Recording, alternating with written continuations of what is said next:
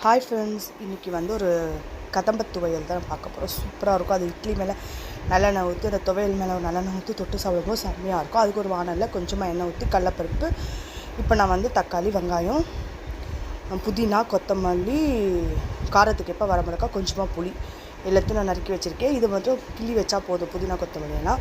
இப்போ காரத்துக்கு எப்போ வரமிளகா போட்டுக்கோங்க. இப்போ போட்டு நல்லா வதக்கி தேவையான அளவு உப்பு, நல்லா கொஞ்சம் நேரம் வதக்குனதுக்கு அப்புறமா தேங்காவை நல்லா திருக்கி போட்டுக்கோங்க. அதை நல்லா வதக்கி ஆற வச்சுருங்க. நல்லா ஆறினதுக்கப்புறமா கொஞ்சமாக தண்ணி போட்டு, ஏற்கனவே உப்பு சேர்த்துருக்கும், தேவைப்பட்டால் சேர்த்துக்கோங்க, போதும்னா விட்டு நல்லா இந்த பேஸ்ட் பதத்தில் அரைச்சதுக்கப்புறமா தனியாக ஒரு இதில் மாற்றிக்கோங்க. இதுக்கப்புறம் வதக்க தேவையில்லை.